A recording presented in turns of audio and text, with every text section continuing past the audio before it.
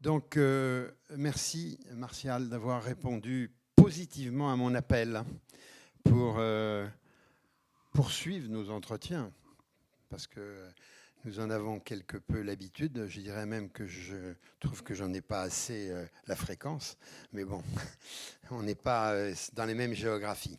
Alors, je vais tout de suite entrer dans le vif du sujet en me référant à un précédent entretien que nous avons fait, que nous avons publié dans la revue Art Absolument, mais c'était à propos de la peinture.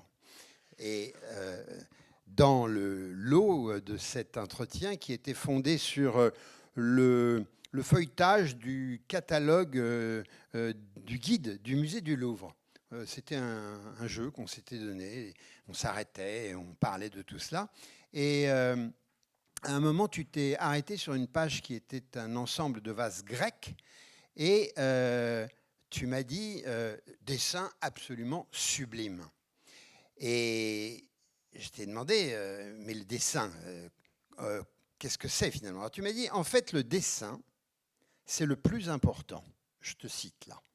Pour quelqu'un qui est coloriste, tu l'es, ce qui compte est de bien soigner le dessin, car c'est lui qui crée la forme. Et c'est elle qui attire la couleur. Si le dessin est juste, la couleur qu'il faut mettre s'imposera d'elle-même. J'en déduis, mais je sais ça aussi, bien sûr. Donc, tout le travail de peinture que tu fais est précédé par des quantités de dessins. Le dessin est en amont de la peinture, définitivement. Comment tu en parles? Comment tu abordes le travail de la peinture?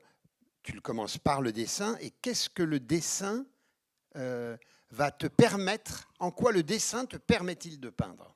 Bon, d'abord, en peinture, il faut bien comprendre qu'il y a des hiérarchies. Vous avez le paysage, le portrait et puis la peinture d'histoire. Moi, j'ai la prétention d'être un peintre ou de vouloir être un peintre d'histoire. Quand vous voulez être un peintre d'histoire, il faut l'avoir conjugué des personnages avec un paysage et des natures mortes. Donc, c'est un vaste ensemble de personnages et puis une architecture en plus. Donc, vous devez faire un paysage, puis dans ce paysage, une architecture, puis dans cette architecture, des personnages qui jouent entre eux, et ailleurs, des instruments, des objets, enfin une nature morte dont les personnages soit se servent, soit disposés autour. Ce qui fait que vous ne pouvez pas partir comme ces imbéciles de l'école de New York et abstract expressionnistes, là, vous partez dans un coin du tableau et vous allez à l'autre, etc., etc. Non, tout doit être construit. Autrement, on se casse la gueule. C'est-à-dire, si on part comme ça avec un personnage, on arrive à la fin du tableau, il n'y a pas la place pour les autres. Donc, tout le tableau doit être construit à l'avance. Et tout le tableau, donc, procède du dessin. C'est-à-dire, avant de commencer, il faut une mise en place. Mais moi, je n'invente rien du tout. Je ne fais que respecter les règles qui sont en cours depuis des millénaires. Mais le dessin lui-même n'a pas toujours été un exercice que tu as pratiqué, notamment au début de ta carrière d'artiste, enfin au moment où tu es apparu, comme on dit, sur la scène, dans le contexte du nouveau réalisme, il n'y avait pas de dessin dans ton travail. Ah, tu te trompes beaucoup, on en voit tant dans mieux. les catalogues. Non, tu te trompes beaucoup, on en voit dans les catalogues, par exemple, tous les tableaux, les statues, les tableaux à géométrie variable, il y a toujours des dessins derrière, et il n'y a pas des dessins pour les prises uniques, évidemment. Mais à partir j'en ai fait très jeune, mais évidemment, tous les peintres disent qu'à 14 ans, 15 ans, 6 mois, ils faisaient déjà des dessins. Non, mais j'ai toujours dessiné, Et à partir, bon, je sais pas, il y a un moment où, au moment des tableaux à géométrie variable, derrière chaque tableau, il y avait une construction. Et derrière les portraits avec le néon, il y avait un dessin à l'avance. Ah oui, j'ai toujours dessiné. Il y a toujours eu un dessin. Je considère vraiment fondamentalement que le dessin est à la source de tout. Mais il y a eu dans ton parcours un développement quand même du travail qui t'a conduit vers un travail, ce qu'on pourrait dire, pour faire simple, un peu plus classique. À un moment où dans la période du nouveau réalisme, par exemple, c'était un travail qui était moins classique que ce que tu as fait par la suite. Évident. Il y a eu une bascule dans ton histoire. Oui, mais c'est ce qu'on appelle les erreurs de jeunesse. Le nouveau réalisme, c'était une erreur de jeunesse. C'est nul. Pour moi aujourd'hui. Pour toi aujourd'hui. Non, mais c'est subalterne, si vous voulez. C'est un art subalterne. Non, il faut que je fasse un point d'ordre. Oui. Il y a dans les religions du livre quelque chose de très joli. C'est plus particulier à la religion musulmane, mais encore plus à la religion juive. Il n'y a pas de religion chez les juifs, mais disons, dans la pratique que les juifs ont de leur culture, quelque chose qui est très bouleversant pour moi et qui m'apprend beaucoup. C'est-à-dire, on ne parle jamais en son nom personnel, mais on dit, je pose cette opinion parce qu'un tel l'a dit avant moi, etc. Alors moi, ici, je suis péremptoire, mais pas par rapport à l'œuvre que j'ai faite, qui est très modeste et dont j'espère mourir en ayant fait mieux. Mais je parle au niveau des peintres que je révère, comme Pontermo, Degas, ou Lucian Freud ou Hammarskjöld. C'est en leur nom que je ne parle pas, en mon nom personnel. D'accord. Hein, il faut bien comprendre ça. Alors, entre-temps, j'ai oublié la question. C'est tellement important pour moi qu'on comprenne bien que toute personne, par exemple, ici, dans cet établissement, là, à côté, à la porte à côté, on voit beaucoup de jeunes gens qui, par le seul fait qu'ils utilisent un crayon, sont artistes de dessin, dessinent. Mais non, une fois que vous touchez qu'un individu qui se destine à être un artiste touche un crayon, un pinceau, par le fait même, il s'inscrit dans une histoire. Et dans cette histoire, a des règles, des attitudes. Et si vous voulez, le problème du compagnon de devoir, c'est pas de copier les anciens, mais c'est de faire une œuvre à la hauteur de ces choses-là. Par exemple, c'est pas le problème de faire un nouveau Raphaël, mais de faire une œuvre qui soit digne de le plus possible des impératifs qu'il avait lui-même dans son travail.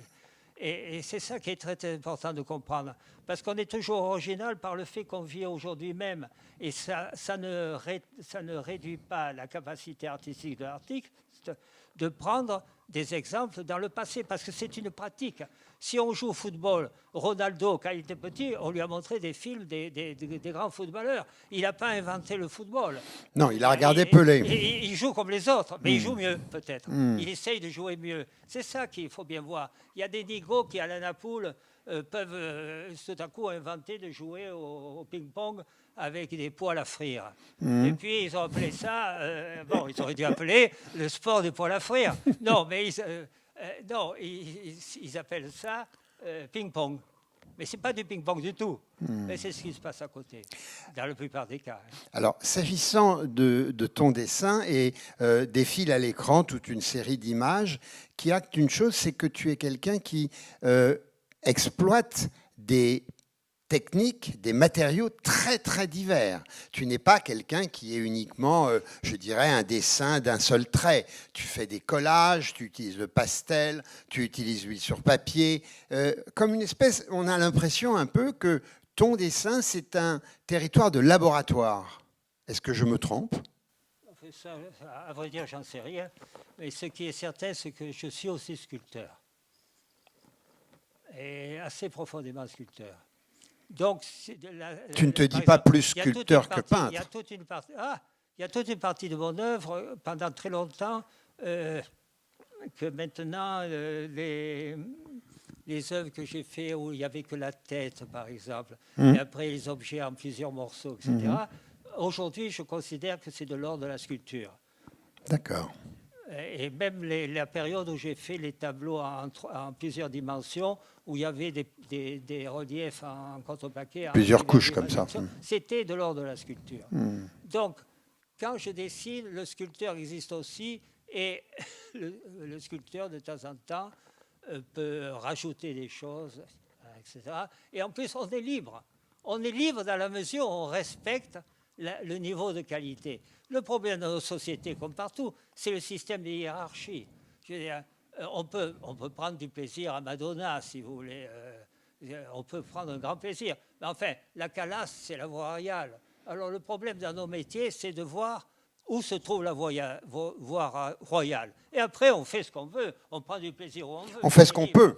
Quoi ? On fait ce qu'on peut aussi. D'abord, oui. Non, mais même on peut faire en aveugle ou sans savoir des petites choses qui touchent les gens. Pourquoi pas ?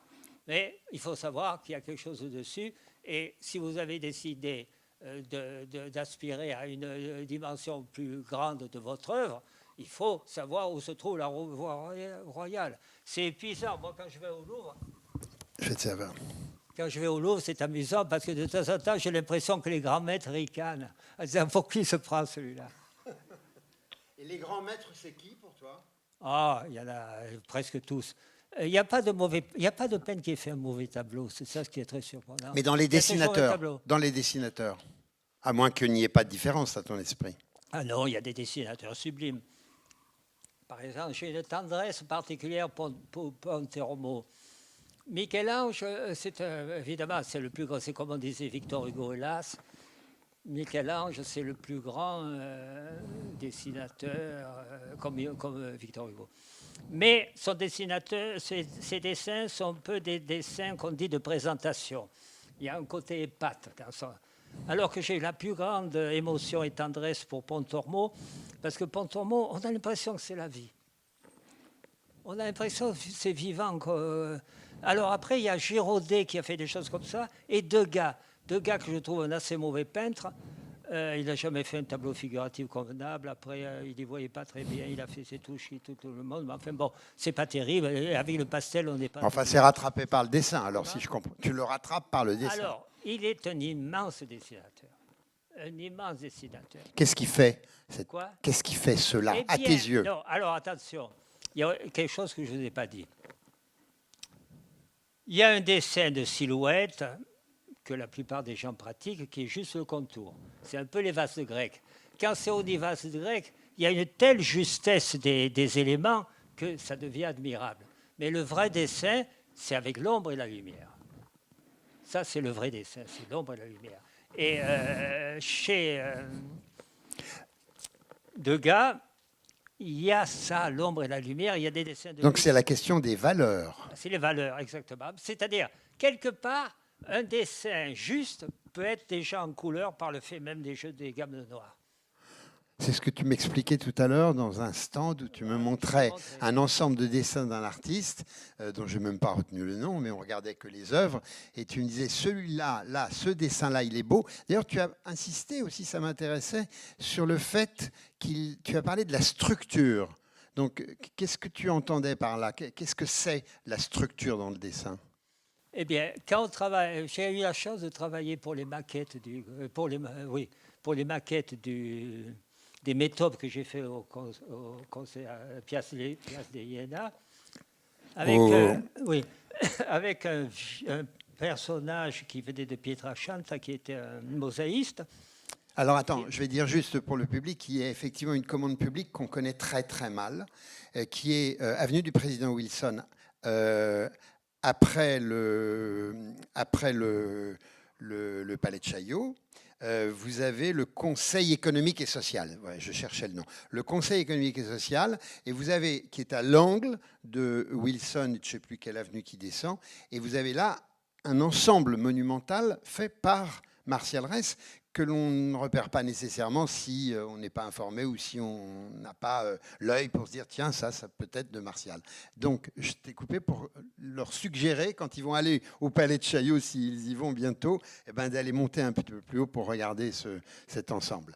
Alors, ce garçon-là venait de la vieille école. J'avais l'impression d'avoir affaire à Giotto. C'était absolument merveilleux. Et dans toute entreprise que nous faisions pour les métaux, ils cherchaient toujours il centro. Il centro. Il centro, le centre. Hein? C'est merveilleux, le centre. Alors, dans toute structure, dans toute étape de l'esprit, dans les problèmes que vous avez personnels, on est ennuyé par des milliers de complications. On est accaparé, perdu dans les détails, mais tâchez chacun, pour votre propre gouverne, de trouver il centro. Sitôt qu'on a trouvé le centre de nos problèmes personnels, les problèmes se résolvent naturellement par un processus naturel. L'allure générale entraîne avec tous les accidents particuliers. Alors voilà pourquoi il est très important d'avoir une structure. Un tableau doit, si vous voulez, un tableau doit faire du bien. Les choses qui font du bien dans notre monde, ce n'est pas le fibrociment, c'est la pierre, c'est le bronze. C'est des métaux qui sont vraiment vivants. Une plante, un arbre, c'est vraiment vivant. Ça fait du bien. Le reste, c'est des apparatus. On peut vivre avec, on peut être heureux, tout ça. Mais ce n'est pas le fond du problème. Ce n'est pas la vraie histoire. La peinture, c'est pareil. La peinture, un tableau, ça doit avoir un poids intrinsèque. Et par exemple, on s'étonne toujours quand on voit les derniers tableaux de Poussin, les 4 saisons, par exemple. Prenons le printemps. Alors, dans le printemps, il y a des gars qui portent sur grappe de raisin. Une grappe de raisin qui fait 2 km de long. Mmh. Et ils ont les pieds qui font 45 kg et qui ont 60 cm de long. Pourquoi? Parce que le problème de Poussin, c'est pas comme l'a dit cet imbécile Il y en a un qui va prendre pour son grade. Cézanne. C'est pas comme Cézanne, d'accord. Surtout. Le problème de Poussin, c'est pas de réduire la nature au carré, au rectangle. Le cône, le cylindre. Non. Son problème, c'est l'éternel problème qui a commencé avec Michel-Ange, de donner à la sculpture la spécificité, aussi le poids spécifique de la sculpture. Alors, tout le problème de ces gens-là, c'est, du reste, on voit pendant la période,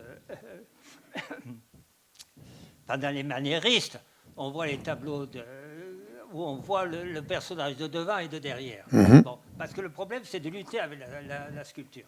Alors, Poussin, ce qu'il veut, en réalité, c'est donner le poids spécifique de la sculpture. C'est pour ça que ces personnages sont si lourds, cette densité-là. Ça n'a rien à voir avec ce que raconte... Alors, c'est très important de comprendre ça. Un tableau, ça doit avoir un poids spécifique énorme. Par exemple, je vous conseille d'aller au Louvre, de voir le tableau de Lebrun qui s'appelle le chancelier Séguier. Mets ton micro un peu plus près. D'aller au Louvre voir le tableau du chancelier Séguier. Si on veut savoir ce que c'est que le pouvoir en France, ou même le pouvoir en général, si on veut comprendre ce que c'est le pouvoir en France, la puissance du pouvoir et la désinvolture du pouvoir, allez voir ce tableau de Lebrun. C'est un tableau sublime. Après, il est parti dans la décoration, il n'a pas fait de très bons tableaux, en fin de compte, c'est dommage. Mais que je disais tout à l'heure, même les peintres assez moyens, qui peuvent être grands pour d'autres choses, mais enfin, qui sont assez moyens comme Lebrun dans ses résultats, ils ont fait un grand tableau.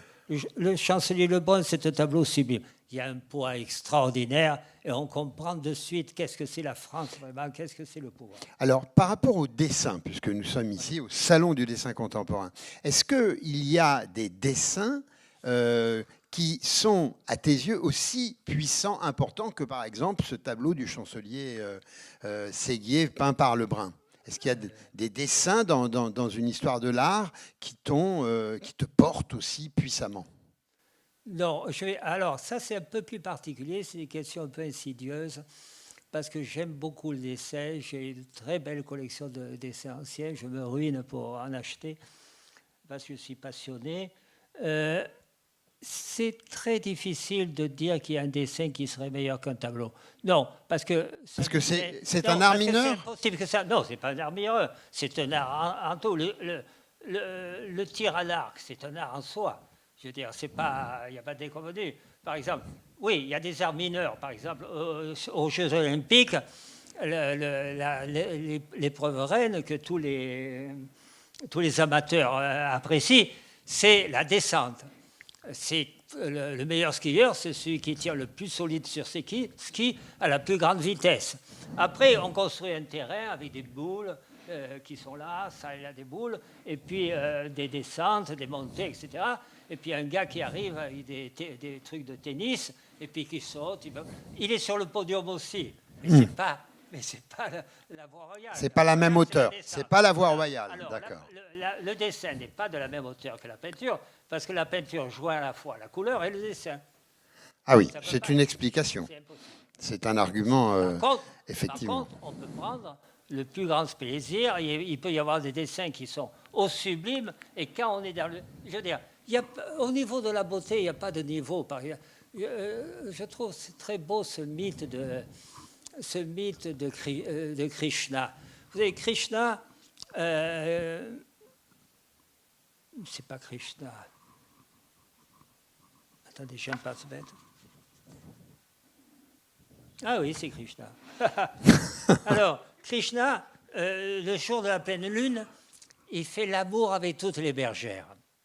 Mm-hmm. C'est ce qu'on raconte. Mais c'est un très joli mythe. Ça veut dire que le jour de la pleine lune, ou en général, quand les hommes et les femmes font l'amour avec leur conjoint, même si ce conjoint est complètement moche, ils le trouvent sublime comme Krishna. Alors, il n'y a pas de hiérarchie dans le sublime. Vous pouvez trouver un dessin sublime et il sera aussi bien qu'un tableau sublime. D'accord. Alors, au regard du travail que tu fais sur le terrain du dessin, en matière de dessin, donc c'est un travail que tu fais en continu. Comment il se place? Quelle temporalité il occupe dans le travail en général que tu exerces par rapport à la peinture, par rapport à la sculpture?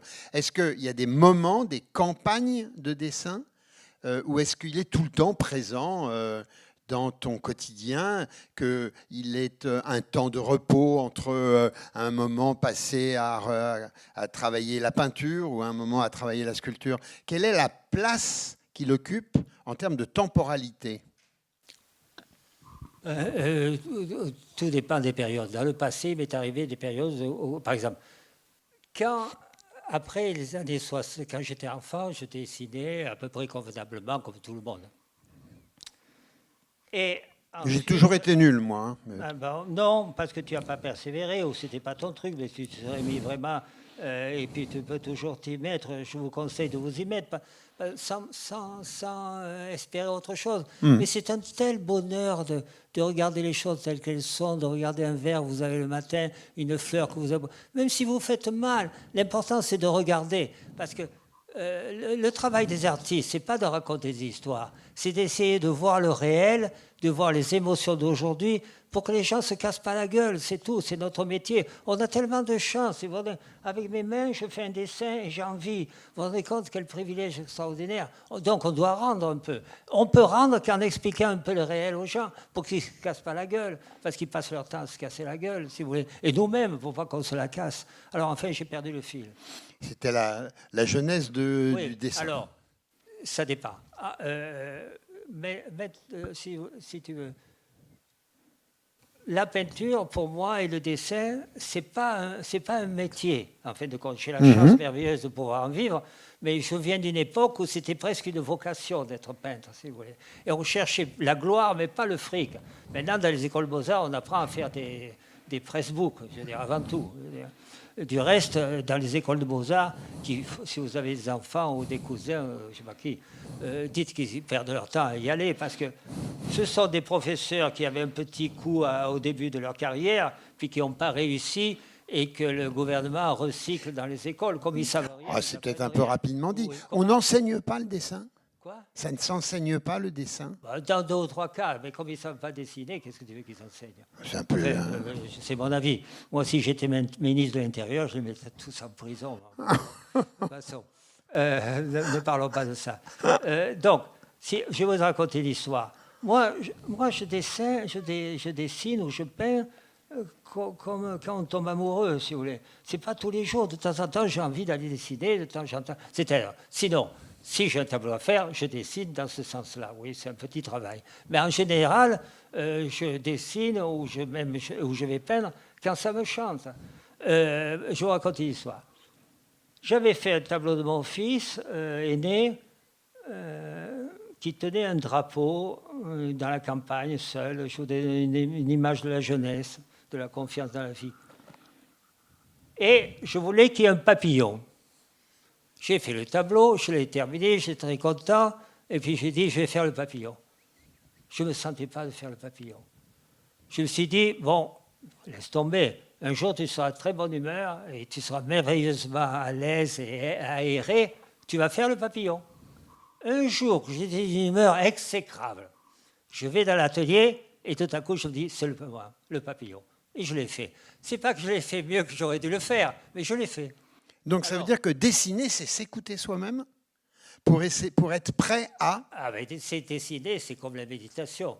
La méditation, c'est de concentrer la peau de son ventre le plus près de sa cage thoracique et de descendre au fond. C'est une leçon de yoga que tu nous donnes, oui, là. Oui, gratis. En réalité, je prends 3 000 € pour la faire. Non, et de descendre le plus profond et d'y rester. Hein? Alors, le dessin, c'est de descendre au plus profond de soi-même, si tu veux. C'est là que tu peux trouver un écho avec les autres. Mais enfin, en ce qui te concerne, c'est cette discipline-là. Parce qu'à ce moment-là, si tu es vraiment concentré avec toi-même, ton trait est juste. Tu peux tirer un trait jusqu'à presque 30 cm, 40 cm. Il y a un mot qui revient tout le temps là dans ta bouche, et je l'ai souvent entendu dans nos conversations précédentes, c'est le mot de justesse. Qu'est-ce que c'est au juste que la justesse? C'est tout ce qui n'est pas faux. Oui, là tu t'en sors un peu trop vite, là. Hein. Il faut revenir, si vous voulez, il faut revenir au vocabulaire très simple. Il faut arrêter. On vit dans une période où le pouvoir et les gens riches, c'est pour ça qu'il y a l'art abstrait. Parce que l'art abstrait, ça ne pose aucun problème, si vous voulez. Quand on voit de Kooning, qu'est-ce que c'est? C'est un morceau de Picasso trifouillé comme ça. Et qui lui-même un petit bout d'un bas de tableau de Giotto. Bon, mais c'est ennuyeux comme tout. Qui peut se triper sinon quelqu'un qui ne veut pas avoir de soucis, qui ne veut pas se poser de problèmes sur la société, qui a assez de boulot et de soucis et qui s'achète un petit espace de tranquillité, une petite période tranquille. Or, la peinture est faite pour secouer les gens. La peinture n'est pas faite pour donner du confort. Il faudrait être vraiment merveilleux et que les gens, tout à coup, soient vraiment saisis et qu'ils se disent, bon Dieu, on n'a que très peu de temps à vivre. Qu'est-ce qu'on fout? Qu'est-ce qu'on fait dans notre vie? C'est ça qu'il faudrait arriver à faire. Pour en venir à une différence entre la peinture et le dessin, parce que ce qui serait intéressant, c'est d'essayer... Non, mais c'est très bien, c'est très bien. Il y a une chose qui me vient à l'esprit, c'est que versant peinture, tu affectionnes particulièrement les très grands formats. On a vu dans les rétrospectives à Beaubourg ou à Venise, les dernières en date, cet immense tableau qui s'appelle Ici plage, comme déjà n'était pas non plus petit le carnaval de Périgueux, qui remonte à une époque déjà un peu plus lointaine. Bref, un certain nombre tu affectionnes le très grand format. En dessin, j'ai jamais vu de très grand dessin. C'est pas possible le dessin en grand format? Non. Pourquoi? Parce qu'on dépasse la concentration. Quand j'ai commencé si vous voulez, j'étais dans cette exposition nouveau réaliste, on était jeunes, j'étais jeune surtout moi, mais bon, et on était un groupe, on croyait qu'on allait transformer le monde parce que tout à coup, on se trouvait différent des gens, des peintres du Salon de Mai, de même que les impressionnistes ont remis en question les peintres du Salon, mais ils n'ont pas remis en question Raphaël, hein. Ils ont remis les mauvais peintres en question. C'est ça. Du reste, on avait fait un musée exprès pour eux qui s'appelle le musée d'Orsay. Et maintenant, ils sont cachés là-haut dans les salles parce que ça ne tient pas le coup. Et quand il a fallu mettre un tableau qui tient le coup au musée d'Orsay, ils sont allés chercher, j'oublie le nom toujours de ce moment, un peintre. Le tableau qui Couture. Couture, oui. Voilà, les Romains de la décadence. Les Romains de la décadence, qui est un tableau un peu ridicule, mais parce qu'il a un beau métier, il tient le mur. Et il tient toute la salle. Et on n'aurait pas pu mettre, j'allais dire Monet, pour se faire plaisir, je dis on n'aurait pas mis un Renoir. Ça ne tient pas le coup, c'est du bidon. Et alors, donc, j'ai commencé pour me sortir d'affaires, parce que j'avais été un peu drogué, j'étais passé de l'autre côté du miroir. J'ai commencé à dessiner des arbres façon psychédélique et tout ça. C'est l'épaule qu'on appelle le cobello. Locobello qui passe là. Au Oui, début. oui. C'était sympathique, énergique, etc. Ah, tu regardes ça en disant que c'était sympathique. Oui, c'est rien du tout. Ah oui, d'accord. Non, non, mais je t'écoute, moi. Hein. Je veux. t'écoute te juger. Non, par exemple, si tu as de la considération pour Ingres, pour je sais pas qui, pour Delacroix, pour Le Guerchin. Renoir, même pour l'Auchan de Freud, tu peux pas accepter ces petits simagrées. Je les ai faits, mais quand je vois des photos d'enfants de moi comme Mignon et tout ça, c'était moi, d'accord, mais c'est moi aujourd'hui. Alors si tu veux, par rapport au travail que je fais aujourd'hui, c'est un travail de subalterne. C'est gentil, les gens aiment ça, mais parce qu'ils y comprennent rien. Il faut comprendre que dans notre métier, depuis quelques années, l'incompétence et l'incroyance, le manque de culture est stupéfiant.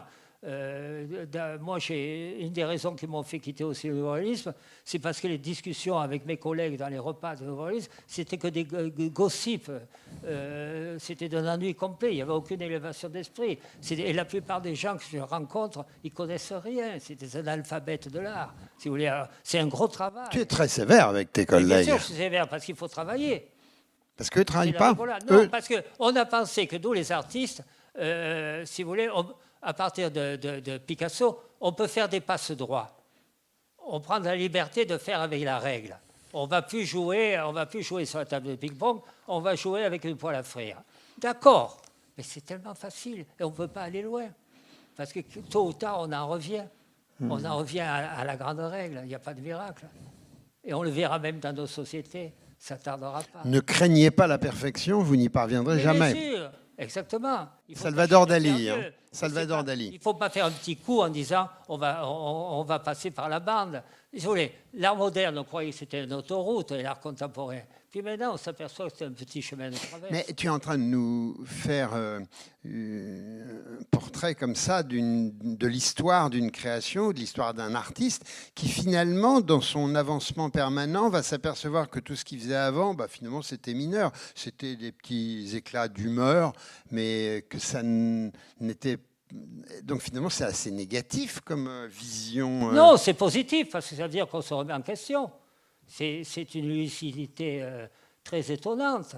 C'est parce que mes collègues sont raplapla. Ils devraient se rendre compte qu'ils continuent à faire toujours la même chose. Parce que si vous voulez, ils encouragent le pouvoir établi. C'est des collaborateurs quelque part, parce qu'ils encouragent les formes établies. Pourquoi les gens ne remettent pas en question le XXe siècle? Pourquoi ils sont gaga devant Picasso?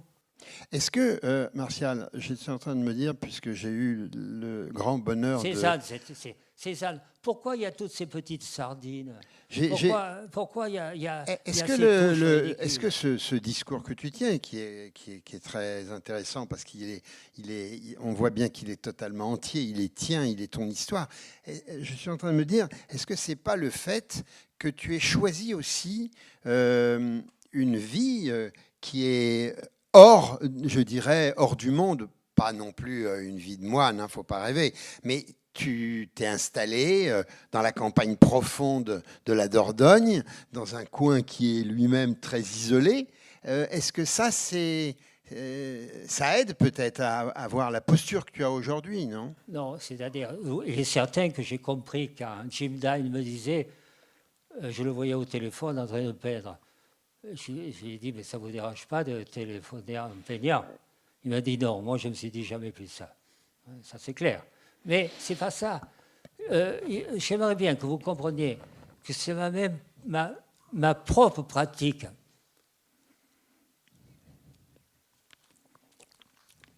Ma propre pratique en peignant, en tâchant de mieux faire, en ayant les grands maîtres comme exemple. Ma propre pratique qui m'ont conduit à comprendre combien il y avait un niveau supérieur et combien les gens du XXe siècle, les peintres du XXe siècle, avaient esquivé ce problème-là. Si tu regardes, par exemple,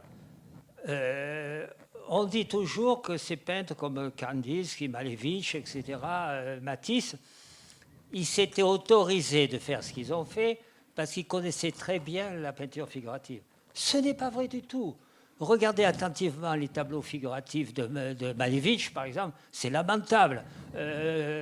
Comment il s'appelle? Matisse, il a eu des commandes de l'État, il a fait des copies de Chardin. Elles sont très mauvaises. Et Picasso, avec le temps, Picasso est devenu, les premiers dessins qu'il a fait, il y a des procès en Espagne maintenant, il s'est accaparé les tableaux de son père. Après, quand il fait la peinture rose, comme c'est un type très émotif, les tableaux sont émotifs, mais il y a plein d'erreurs. Les jambes sont de travers, les pieds sont à côté, etc. Après, quand il commence avec des photos à dessiner Canveller, tout ça, il commence à être juste. Et à la fin de sa vie, quand il copie sa maîtresse secrète, la Geneviève Laporte, alors là, il fait des dessins, il peut le dire, ils sont dans l'esprit de Raphaël. Ils sont magnifiques. En peinture, il ne connaissait rien. Il a fait la portrait de sa femme, là, le plus figuratif qu'il a fait. C'est un très mauvais tableau. Je dirais. Comme le problème, ce n'est pas de juger à partir d'aujourd'hui. Vous prenez un tableau d'aujourd'hui et vous le mettez à côté d'un Raphaël. Ça tient le coup, ça ne tient pas le coup. Dans notre métier, c'est merveilleux parce que c'est un métier très curieux parce que tout le monde, par exemple, les chanteurs, ils ont le la. Ceux qui n'ont pas le la, ils ne chantent pas. Mais nous, dans notre métier, tout le monde chante. Il n'y a pas de critères, surtout aujourd'hui. C'est extraordinaire. Et alors, bon, dans les maîtres zen, ils arrivent dans un monastère et ils tapent un bon coup sur la tête. Eh bien, moi, je vous prie de m'excuser, mais je donne de bons coups sur la tête. Je suis un vrai maître zen. Par ailleurs. On voit défiler à l'écran donc toutes sortes de dessins et je voudrais que tu nous expliques un petit peu. Il y a une série de dessins qui sont rassemblés sous le label, enfin sous l'intitulé « Petits bouts échappés au déluge ». C'est toute une série de dessins qui figurent notamment dans l'ouvrage de référence auquel je fais allusion à l'écran, puisqu'il y a eu cette exposition chez Kamel Mennour, il y avait une centaine, je crois, de dessins de toi, une magnifique expo il y a 2-3 ans. Et qu'est-ce que c'est que cette série qui s'appelle donc « Petits bouts échappés au déluge » ? Alors, ça, c'est assez particulier. Je fais des dessins, et ça arrive pour beaucoup de tableaux, par exemple, dans l'histoire de la peinture. On va dans un musée, il y a des petits bouts qui sont merveilleux du tableau, puis le tableau est raté. Voilà, en voilà un, par exemple, Petit bout échappé du déluge, voilà. La chambre des enfants. Donc, j'ai expliqué ça, que des fois, on retrouve des tableaux, oui. Puis un petit morceau qui est magnifique, ou une main qui est... Alors, je fais des dessins, et puis je trouve qu'ils ne sont pas réussis. Mais quand même, il y a une main qui est bien là, ou un petit oiseau. Alors, je le déchire, je le garde, c'est un petit bout échappé au déluge, et je les colle ensemble, parce que ça fait un petit objet charmant qui peut faire plaisir, etc. C'est un condensé de petits essais. C'est une concession. Et si je pousse un peu plus loin à t'écouter, c'est une concession au marché ? Ça, c'est un peu injurieux parce qu'il y a quelqu'un qui n'a jamais cédé au marché. Je sais bien, mais je te... Alors, si tu veux, moi, je ne pense jamais au... La première chose que je pense, je vais te dire franchement, je suis 4 fois arrière-grand-père et j'ai 12 descendants aujourd'hui. Bon. Et j'ai beaucoup d'amis. Et alors, je pense à une petite offrande, c'est de l'ordre de l'offrande. Mais en réalité, pour moi, c'est simplement des petits instants où j'ai réussi à faire quelque chose de convenable, tu vois, il y a de la poésie. Pourquoi la perdre ? Je la mets de côté.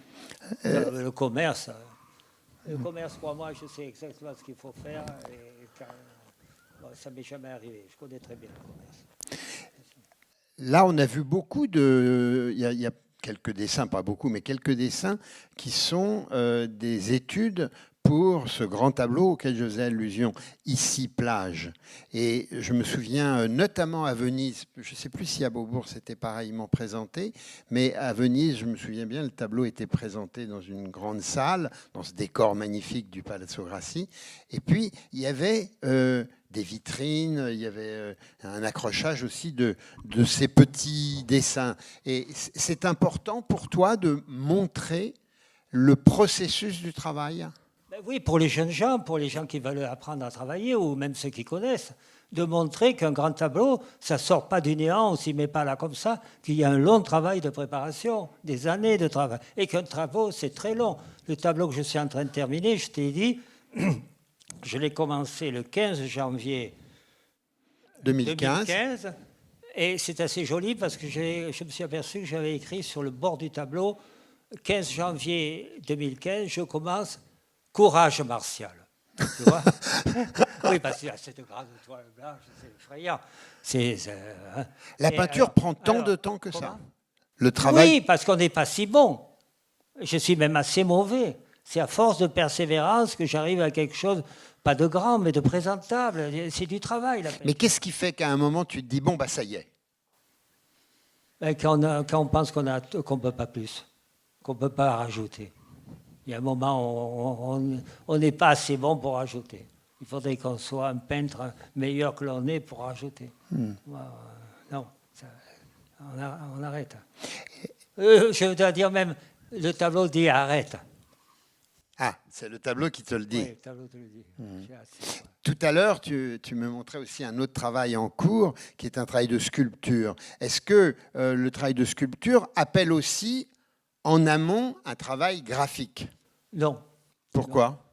Ben, parce que la sculpture, c'est les mêmes plus directes. C'est des formes que tu traduis. Il y a de très beaux dessins de sculpteurs. Hein. Mais pour moi, c'est surtout des dessins qui sculptent la pierre. Alors que moi, je suis un bronzier, c'est-à-dire c'est la terre. C'est comme. Enfin, il faut savoir que toutes les sculptures que l'on connaît grecques en marbre, elles étaient avant en bronze. Hein. C'est les Romains qui, pour faire des économies de bronze, les ont fait copier en marbre. Mais en réalité, ils étaient en bronze. La vraie sculpture est bronzier. C'est comme Dieu le Père. On fait avec de l'argile un personnage. C'est du reste très touchant, par exemple, c'est de revenir avec un peu de prétention au mythe essentiel de l'histoire des hommes. Il y a cette histoire que le Dieu, le mystère du monde, a créé la première image avec en montant de la terre. Et par exemple, le dessin, moi je dis toujours, le dessin par l'ombre et la lumière, c'est merveilleux de séparer l'ombre de la lumière. C'est un travail démiurgique extraordinaire. J'avais un modèle là qui levait les bras comme ça. Et alors, sous les aisselles, tout à coup, il y avait des ombres aussi sublimes qu'on oubliait son corps qui était merveilleux. On ne voyait plus que ce jeu des ombres. Donc, c'est absolument merveilleux. Du reste, vous avez certainement, je vais affaire à des lettrés, vous avez lu ce livre de Tanazaki, le japonais, sur les horloges de l'ombre. C'est dans nos civilisations. Maintenant, on a cette lumière inhumaine, là, d'une violence extraordinaire qui tranche tout. Tranche et qui tue les valeurs. Inhumaine. Dans 50 ans, les gens vivraient avec la lumière du soleil. Ils auront des ombres naturelles et douces, si tu veux. Donc, on croit toujours qu'on est vieillot. Regarde, par exemple, tu as ces ordinateurs tout petits, tout charmants, d'un high-tech subtil, et dessous, il y a 50 km de cordes, de prises, de fils. Alors, on est très vieux, on vit dans un monde absolument vieux. Et nos habitudes sont vieilles, on ne remet pas en question. Je suis stupéfié que les artistes sont tellement à baba devant Marcel Duchamp, devant toutes ces choses qui sont très, très, très élémentaires, d'un niveau très bas, en fin de compte. Il y a une dimension... Non, mais je suis devenu peintre comme je suis parce que j'ai profondément travaillé sur le plan culturel et sur mon plan personnel. C'est un travail extraordinaire. Par exemple, quand je me suis aperçu que je dessinais pas les arbres tels qu'ils étaient, je me suis dit un beau matin, mais regarde un peu comment les autres sont faits, comment les autres peintres ont fait. Alors je suis allé dans tous les musées du monde et par exemple, je me suis aperçu d'une chose, j'étais un peu troublé, je me suis senti très ringard, moi, de retourner, moi qui avais été au comble de l'avant-garde, de retourner au passé. J'étais un moment troublé. Et alors, je me suis aperçu, il y en a des kilomètres dans le musée, des étages entrés dans le musée allemand et hollandais. Du temps d'Archiboldo avec les anamorphoses et tout ça. Pendant 80 ans, la peinture n'a été que ça. Les gens qui vivaient à cette époque, comme au temps de la peinture abstraite, ils ont pensé que c'était à vitam aeternam, que la peinture avait changé et qu'elle serait désormais comme ça. Alors je me suis dit, ouais, ils se sont trompés à cette époque. il se trompe maintenant. Il y a du fric derrière, ça durera ce que le fric dure, mais un jour, ça sera fini. Et on verra. Les gens qui vivront dans 50 ans, ils verront si je raconte des blagues ou non. Alors, il y a une dimension, pour terminer, qui me paraît importante à aborder relativement rapidement pour conclure cet entretien, et qui est, je crois l'avoir compris au cours des échanges que nous avons pu avoir ici et là, c'est la dimension poétique. Poétique. Ouais. Je me souviens un jour où j'étais là-bas en Dordogne, où je crois tu as laissé tomber la formule « En fait, je suis un poète ». Tu disais « Je ne suis pas artiste, je suis poète ». Qu'est-ce que tu entendais par là ? Je crois que dans la vie, la plus profonde des choses, c'est d'avoir le sentiment poétique ou au moins d'en avoir le respect. Et moi, à vrai dire, j'ai la prétention d'être bien meilleur poète que tout ce que je fais d'autre. Je connais bien la langue. Et je trouve que c'est très important, la langue portée à son paroxysme, qui est la poésie, c'est-à-dire le moment où on travaille la langue de manière à ce qu'elle soit comme un cristal, et que si on ne comprend pas très bien ce que veut dire le poète, on ne se trompe pas sur ce qu'il veut dire. Alors, je crois que mon dessin et mon œuvre, peut-être, peuvent avoir une certaine qualité parce qu'elles sont profondément poétiques, quelque part. Il y a, dans tout ce que je fais, il y a un sentiment poétique. Et je crois que c'est le plus important, et ça fait la différence entre les peintres, ceux qui ont un sentiment poétique, le sens de la poésie, et ceux qui ne l'ont pas. Alors, dis-moi... La poésie est éminemment poétique, parce qu'elle arrive à crisper les situations au point où on voit les divergences, et celles qui sont bénéfiques à l'individu, et celles qui sont négatives. Parce que l'important, si tu veux, on est dans une telle solitude. Mais qu'est-ce qu'on fait ici?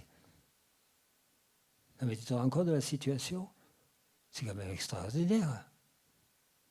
C'est une angoisse métaphysique épouvantable. Donc, si tu veux, la seule chose qu'on peut faire, c'est... voilà. Alors, j'étais sur une plage à Sperlunga, où j'ai fait une série de tableaux. Il y avait une grotte où il y avait Tibère, etc. C'est une longue histoire. C'est dans mes catalogues. Et alors, moi, je suis un très bon nageur, et tout à coup, je vois des gens qui font des signes désespérés. Il y avait beaucoup de vagues. Alors, je pars, et j'arrive, il y avait la vague là qui revenait, et dessous, je vois une dame qui était là en train de se noyer. Alors je m'avançais, et à ce moment-là, j'ai compris que si je m'avançais, j'allais partir avec elle, la pauvre, et je ne pouvais pas la sauver. Alors, malheureusement, la vague m'a renvoyé au large, elle a disparu, mais je ne pouvais plus rentrer. Les vagues me repoussaient. Et tout à coup, j'étais là, j'allais mourir, et le ciel était bleu, les gens étaient sur la plage tranquilles. Ça, c'est vraiment la situation humaine, hein. Tu es en pleine vie comme moi ce matin, et peut-être ce soir je suis mort. Donc c'était très étrange. Et puis les vagues par miracle m'ont ramené, très naturellement, parce que c'était des remous. Et tout à coup, les gens sur la plage, qui étaient des gens du pays, ils avaient fait ce qui s'appelle la catena. Ils se tenaient par les coudes les uns les autres pour qu'un s'avance assez loin dans la mer. Et celui qui était au bout m'a tendu la main. C'était comme si je touchais la vie. Et alors, ce geste de solidarité que j'avais très jeune, parce que je ne vous raconte pas, mais je viens de la résistance. Moi, j'étais sorti à 3h du matin par la Gestapo. Je sais ce que c'est que l'horreur. Alors, ce geste-là, mais cette fraternité humaine au-delà de tout, je crois que c'est la source pour laquelle je continue à être artiste. Et alors, le drame, pour moi, si je voudrais être bien meilleur, c'est vraiment très humblement, je voudrais être bien meilleur pour arriver à faire quelque chose de plus merveilleux encore. En fait, tu voudrais être un des maillons de cette chaîne. Je voudrais être un type qui a vraiment rendu service et qui n'était pas bidon, tu vois. Parce que je trouve que la plupart des artistes du XXe siècle et même avant et après, ils sont bidons, ça ne sert à rien. Ça plaît, c'est agréable, on peut en discuter, mais ça ne sert à rien. Ça n'aide pas dans la vie de tous les jours. Ça ne donne aucune solution. Eh bien, merci beaucoup, Martial Reiss. On n'est pas terminé sur cette note triste. Non, non, elle n'est pas triste, elle est pleine de positifs, au contraire. Elle est pleine de positifs. Je crois qu'il faut chacun de vous, mais dans votre vie personnelle, il faut toujours tâcher d'aller vers le mieux, vers le bien et tout. C'est du boulot, mais c'est merveilleux. Moi, je dis, les gens me disent, qu'est-ce que tu fais en ce moment? Je dis, je travaille, et j'ajoute, je ne sais pas faire autre chose. C'est vrai, c'est une seconde nature. L'art est de l'ordre de la morale? Absolument. C'est une morale? Oui, bien sûr, c'est une morale. Avant tout, Ingres dit le dessin est la probité de l'art. Alors moi, je suis absolument d'accord. Non, c'est justement parce que l'art a perdu la morale et est devenu un processus décoratif. Maintenant, il y a ces gens qui font ces installations, tout ça. C'est des décorateurs de théâtre, c'est plus des artistes. Je veux dire. C'est comme le ping-pong avec la poêle. Non, l'art est très profondément, il est même politique. Il est politique dans la mesure où il donne le là du bien, le là du beau. La beauté est révolutionnaire. Ingres, le modèle? Entre autres. Entre autres. Oui, non, bien sûr. Parce que tous les peintres vous aident. Un va vous aider à faire une main, un troisième à faire une oreille, le quatrième mettre deux pieds ensemble, le cinquième de gens qui se tendent la main. Non, tous les peintres sont merveilleux. C'est une chaîne. C'est une chaîne. Quand on entre dans la peinture, je vous encourage à aller voir, regarder, à vous instruire. Parce que moi, mon plus grand bonheur aujourd'hui, c'est d'apprendre comment font les autres. Quand je vois des tableaux au Louvre, j'ai un bonheur fou. Je vous le souhaite. Même, on n'a pas besoin d'être peintre pour sentir ça. Il suffit de s'intéresser, d'apprendre, etc. Et c'est un bonheur fou. Alors, puisque nous sommes ici dans un salon du dessin, pour vraiment terminer, je vais te demander un dessin dernièrement que tu as vu et qui t'a bouleversé. En tout cas, qui t'a happé. Eh bien, je vais te dire, je me suis ruiné, vraiment, pour acheter un dessin du Guerchin. Un dessin du Guerchin, oui. Guerchin, qui est 16e. Une tête de femme d'un tableau qui est au Louvre. Et alors, je vais vous dire, c'est très joli. Si vous allez au Louvre, vous verrez un tableau du Guerchin. C'est, je crois, présentation au mage ou quelque chose comme ça. Ah, et en premier plan, il y a deux agneaux très grands, comme ça, très grands, très difficiles à faire, que j'ai toujours trouvé très, très beaux. Alors, comme j'ai beaucoup de chance, au lieu d'avoir, à part toi et quelques-uns d'autres, beaucoup de rapports avec des vrais historiens d'art, je parlais de Guerchin, il disait toujours « ouais, bon, c'est pourquoi pas ». Et moi, je disais toujours dans ma tête « il est très grand, Guerchin ». Et j'ai appris récemment que le Caravage aimait beaucoup le Guerchin. Alors, je me suis trouvé réconforté, parce que c'est un magnifique peintre. Et c'est un très beau dessin. Oui, mais vous ouvrez n'importe qu'il est. Par exemple, il y a des dessins merveilleux, il y a toujours, par exemple, à la Renaissance, à partir de